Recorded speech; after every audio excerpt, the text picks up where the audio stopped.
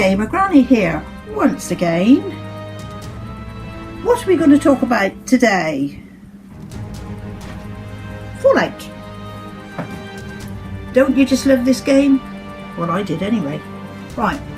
I must admit I did have a little delve into the earlier Fallout, which I think was on PC.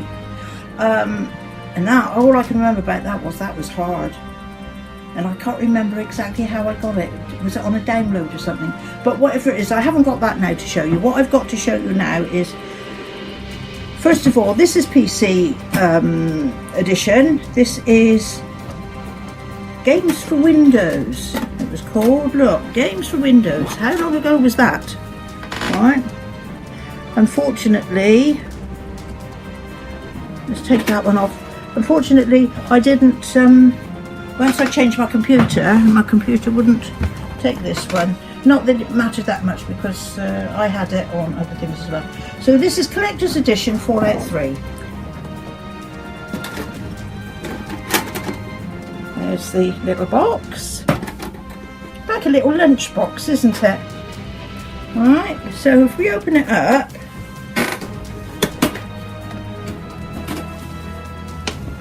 there we go. You get the game. See, and this one is pristine, unopened even. Put it down there with that one. This one is the add-on. That is the Pit and Operation Anchorage. And I must say that this is, I can't use the word rubbish too much, but this is just basically no storyline in it at all. You just go there, you kill so many, you come back, you tell them I've done that, and it's just not very entertaining.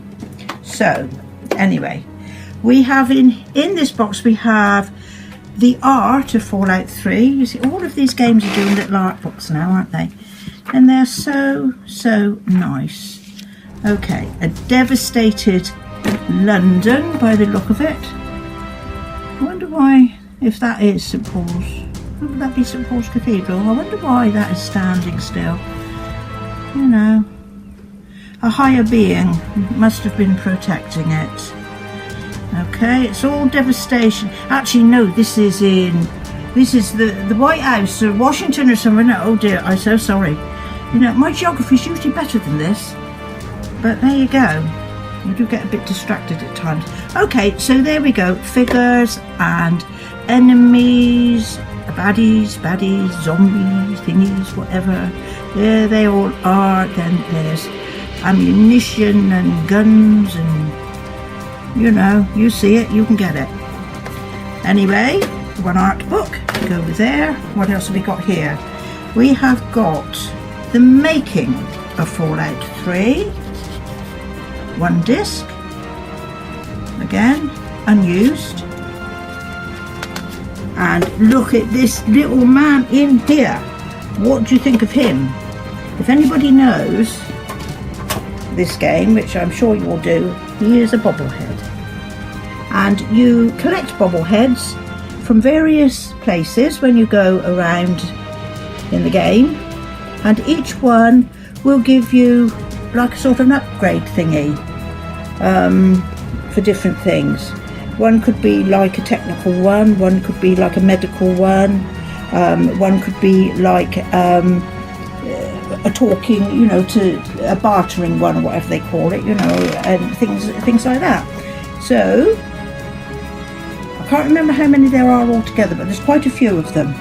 And I can remember the first time I played the game, I did get them all, but they are in some quite elusive places. But if you're like me and like to have a shifty around and a good old, you know, scrounge about, you can find them. Okay, so that's the PC. I also bought it on PS3, is that? Yeah, PS3.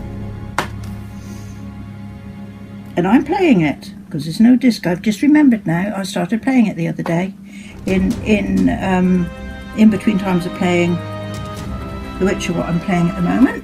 I'm probably boring you all with the bits I've been putting up on YouTube. Then I got it on Xbox 360, again, just a disc in a case with a guide, little guide. And this one, going back to the PS3, those two go together. That is Fallout New Vegas, which came after, and it's not a bit like the add-on that you had here. This has a continuing storyline to it, and you go to other places and you meet the big boss or whoever it is, and it is much more of what I would call a follow-on, add-on, whatever they call them. Yeah, a really, really good game, and can't wait for the up-and-coming one that's coming out soon. And before I go,